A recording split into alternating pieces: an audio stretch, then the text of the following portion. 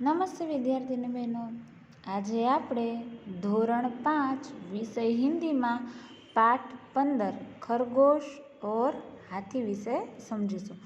જો આ પાઠ છે એ મજા આવે એવો છે, એક વખત વાંચન કરજો અને અઘરા લાગે તે શબ્દ નીચે અંડરલાઈન કરજો. અને જ્યારે હું આ પાઠનું વાંચન કરું, જે શબ્દ અઘરા લાગે તેને શું વચાય તે જોઈ લેજો. खरगोश एक छोटा सा जानवर है और हाथी बहुत बड़ा. इस कहानी में खरगोश किस प्रकार अपनी समझदारी से हाथियों से अपनी रक्षा करते हैं इसका वर्णन है. यह कहानी पंचतंत्र से ली गई है. એટલે કે હાથી અને સસલાની કહાની છે, એટલે કે એની વાર્તા છે. ચાલો સમજીએ. एक जंगल में एक सरोवर था. सरोवर के किनारे गीली जमीन थी. वहाँ बहुत से खरगोश रहते थे. खरगोशों के बिल जमीन के अंदर थे. वे दिन भर इधर उधर कूदते रहते, नरम नरम घास खाते, रात को अपने घरों में सो जाते. वे सब बहुत प्रसन्न थे. उसी जंगल में कुछ हाथी आ गए. हाथियों के झुंड में कुछ शरारती हाथी थे. वे अपनी सूंड से छोटे छोटे पेड़ तोड़ देते. जो કે છે કે એક જંગલમાં એક સરોવર હતું અને સરોવરના કિનારે ગીલી જમીન એટલે કે ભીની જમીન હતી. ત્યાં ઘણા બધા સસલાઓ રહેતા હતા અને તે સસલાઓના બિલ એટલે કે દર ક્યાં હતા? જમીનની અંદર હતા. સસલાઓ આખો દિવસ આમથી આમ કૂદતા રહેતા અને જે કૂણું કૂણું ઘાસ હોય, નરમ નરમ ઘાસ એટલે કે તે છે ખાતા અને રાત્રે છે પોતાના ઘરોમાં જઈને સૂઈ જતા. અને તે બધા સસલાઓ છે એ ખૂબ પ્રસન્ન રહેતા હતા. ત્યાર પછી તે જંગલમાં કેટલાક હાથી આવી ગયા અને હાથીઓના ઝુંડમાં એટલે કે ટોળું, હાથીઓના ટોળામાં કેટલાક શરારતી હાથી પણ હતા. શરારતી હાથી એટલે કે તોફાની હાથી પણ હતા, જે પોતાની સૂંઢથી નાના નાના ઝાડ છે, ઝાડપાનમાં તે તોડી નાખતા. पौधे कुचल देते. हाथियों के बच्चे खेल खेल में एक दूसरे से लड़ते. कभी एक छोटा हाथी नीचे होता, कभी दूसरा. हाथी पानी से बहुत प्यार करते हैं. वे सूंड में पानी भर भर कर नहाते, फिर सरोवर के किनारे मिट्टी में लौटते. नरम जमीन उनके भार से दब जाती. साथ ही कई खरगोश परिवार भी दब जाते. इससे खरगोश बहुत दुखी थे. એટલે હવે હાથીઓ શું કરતા કે ઝાડ તોડી નાખતા, કેટલાક છોડવાઓને કુચલ દેતે એટલે કે કચડી નાખતા. અને હાથીઓના જે બચ્ચા હતા તે રમત રમતમાં એકબીજા સાથે ઝઘડતા. ક્યારેક એક નાનકડો હાથી છે એ બીજા હાથી ઉપર હોય તો ક્યારેક બીજો તેની ઉપર હોય. હાથીઓને પાણી છે તે ખૂબ ગમે છે, એટલે તે પોતાની સૂંઢમાં છે પાણી ભરી ભરીને નહાતા. અને ત્યાર પછી શું કરતા કે સરોવરના કિનારે માટીમાં આડોટતા. જે નરમ નરમ પોચી માટી હોય તેમાં હાથીઓ છે તે આડોટતા. હવે હાથીઓનો વજન કેટલો બધો હોય તો તેની નીચે જે જમીન આપણે જોયું આગળ જ કે તે જમીનમાં છે સસલાઓ રહેતા, તે જે કૂણી માટી હતી તેમાં દબાઈ જતા, હાથીઓના ભારથી દબાઈ જતા. એમાં કેટલાક ખરગોશ પરિવાર એટલે કે સસલાઓના કુટુંબ છે એ પણ દબાઈ ગયા અને આનાથી સસલાઓ છે એ ખૂબ દુઃખી હતા. खरगोशों के सरदार ने एक उपाय सोचा. कुछ चुने हुए खरगोशों के साथ वह हाथियों के सरदार के पास गया.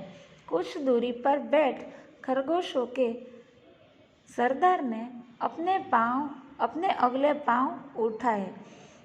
उसने उन्हें हाथ जोड़कर नमस्कार किया. हाथी ने सूंड उठाकर नमस्कार का उत्तर दिया. खरगोश सरदार बोला, हम चांद के भांजे हैं. चांद में आप हमारे भाई बंधुओं को देख सकते हैं। हमारे कुछ भाई धरती पर रहने आए हैं। मामा, ચાલો આપણે પછી સમજશું, પહેલાં સમજી લે. હવે જો તમને દેખાય જ છે કે આ સસલાઓ છે એ રોજ માટીની અંદર દબાઈ જતા, એટલે કે જે હાથીઓના સરદાર છે તેને મળવા આવે છે અને શું કહે છે કે ખરગોશોના સરદાર છે એને એક ઉપાય વિચાર આવ્યો, એટલે કે આગેવાન સસલા હોય એમાં એક જે એનો આગેવાન છે એને વિચાર આવે છે, એટલે તે હાથીઓના સરદાર પાસે જાય છે, એટલે કે હાથીઓના આગેવાન પાસે જાય છે અને છે થોડેક દૂર બેસી ને સસલાના આગેવાને પોતાના આગળના પગ ઊંચા કર્યા અને હાથીઓના જે આગેવાન છે તેને નમસ્કાર કરે છે અને હાથીઓના સરદાર જે છે આગેવાન તેને પણ સૂંઢ ઉપાડીને નમસ્કારનો જવાબ આપ્યો. હવે સસલાઓનો આગેવાન બોલ્યો, એટલે કે સરદાર છે તે બોલે છે કે અમે ચંદ્રના ભાણેજ છીએ. ચંદ્રમાં તમે અમારા ભાઈબંધુઓને જોઈ શકો છો અને અમારા કેટલાક ભાઈઓ પૃથ્વી ઉપર રહેવા આવેલા છે. હવે આપણે આગળ સમજીએ. મામા રોજ सरोवर में आते हैं हमसे मिलने, वे आपसे नाराज है. हाथी बोला, क्या, क्यों नाराज है, हमने क्या किया? खरगोश बोला, सरोवर के समीप नरम मिट्टी में सुराख कर हमने अपने घर बनाए हैं. आपके आने से सुराख दब गए, जिससे चंदा मामा के बहुत से भांजे दब गए, इसलिए वे आपसे बहुत नाराज है. खरगोश आगे बोला, वे रात को सरोवर में आएंगे और उन्हें यह देखकर अच्छा नहीं लगेगा.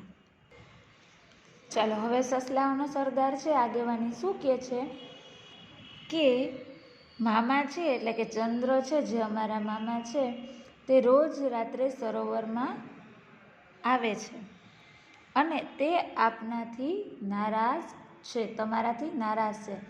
ત્યારે હાથી કહે છે, કેમ, અમારાથી કેમ નારાજ છે? ત્યારે સસલો બોલે છે કે સરોવરની નજીક નરમ માટીમાં અમે બખોલ કરીને ઘર બનાવેલું છે. તમારા આવવાથી તે બખોલો છે તે દબાઈ ગઈ છે અને તેનાથી ચંદામામાના ઘણા બધા ભાણેજ પણ દબાઈ ગયા છે, એટલા માટે તે તમારાથી નારાજ છે. ત્યાર પછી એક સસલો બોલે છે આગળ આવીને કે તેઓ રાત્રે સરોવરમાં આવશે અને તેમને આ જોઈને સારું લાગશે નહીં. रात हुई, पूर्णमासी का चांद निकला, हवा तेज थी, सरोवर में हल्की हल्की लहरें उठ रही थी. चांद लहरों के साथ साथ ऊपर नीचे हो रहा था. हाथी और खरगोश वहाँ पहुँच गए. खरगोश बोला, देखिए महाराज, चंदा मामा गुस्से से काँप रहे हैं, आप जल्दी यहाँ से दूर चले जाए, लगता है मामा बहुत नाराज हो रहे हैं. हाथियों के सरदार ने अपने झुंड की तरफ देखा, सभी डर गए. सरदार ने अपनी सूंड ऊपर उठाई, सभी हाथियों ने ऐसा ही किया. अब सरदार बोला, चमकते हुए चांद को हमारा नमस्कार, हम अपनी गलती मानते हुए आपसे क्षमा मांगते हैं, आप हमें क्षमा करें, हम अभी दूसरे जंगल में चले जाते हैं, अब ऐसा काम नहीं करेंगे जिससे दूसरों को तकलीफ हो.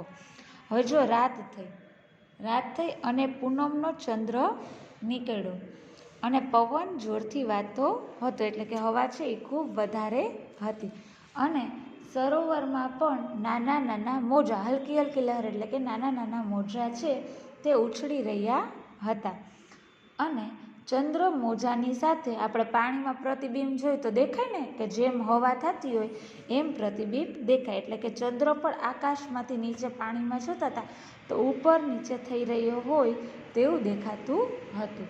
હાથી અને સસલો છે ત્યાં પહોંચી ગયા અને સસલો બોલે છે, જુઓ મહારાજ, ચંદા મામા છે એ ગુસ્સેથી ખૂબ કાપી રહ્યા છે, તમે જલ્દી અહીંથી દૂર ચાલ્યા જાઓ, લાગે છે કે મારા મામા છે, અમારા મામા છે એ તમારાથી ખૂબ નારાજ થઈ રહ્યા છે. હાથીઓનો આગેવાન છે એ પોતાના ટોળા તરફ જુએ છે અને બધા ડરી ગયા હતા, એટલે કે દરેક હાથી છે એ ડરી જાય છે. અને આગેવાન સરદાર છે કે જે સરદારો છે એ સૂંઢ ઉઠાવી છે અને બધા હાથીઓનું પણ એવું જ કરે છે. હવે હાથીઓનો આગેવાન છે તે બોલે છે કે ચમકતા ચંદ્રને અમારા પ્રણામ. અમે છે અમારી ભૂલનો સ્વીકાર કરીએ છીએ અને તમારાથી માફી માંગીએ છીએ. તમે છે અમને માફ કરી દો. અમે હમણાં જ બીજા જંગલમાં ચાલ્યા જઈએ છીએ અને હવે ક્યારેય એવું કામ નહીં કરીએ જેનાથી બીજાને તકલીફ થાય. એટલે કે જો કેટલી સમજદારીથી છે સસલાઓએ છે હાથીઓને છે પોતે બીજા જંગલમાં જવા કહી દીધું. સસલું ખૂબ નાનું હોય ને હાથી ખૂબ મોટું હોય, પણ ઉપાય અને યુક્તિ એવી કરીએ કે જેથી છે બીજાને આપણી વાત સાચી લાગે. તો આ વાર્તામાં એટલું જ સમજાવેલું કીધું છે કે આપણે છે એ આપણી રક્ષા કઈ રીતે કરવી જોઈએ, નાના હોય કે મોટા, પણ થોડુંક બુદ્ધિથી ને વિચારીને યુક્તિ કરીએ તો દરેક છે સમસ્યાનો ઉકેલ મળી જાય છે. ચાલો હવે શબ્દાર્થ સમજીએ. सरोवर, झील, परिवार, एक घर में रहने वाले लोग, बंधु, भाई, कुचलना, दबाना, क्षमा, माफ़ी, सुराग, छेद, पूर्णमासी, जिस रात चांद गोल होता है, भांजा, बहन का लड़का, समीप એટલે કે નજદીક, मुहावरे, गुस्से से कांपना, क्रोधित होना. ચાલો અત્યારે બસ આટલું જ. પાઠ કહાની એક વખત વાંચી જજો. તમને સમજાઈ જાય એવા પ્રશ્નના જવાબ જાતે લખવાનો પ્રયત્ન કરજો. નમસ્તે.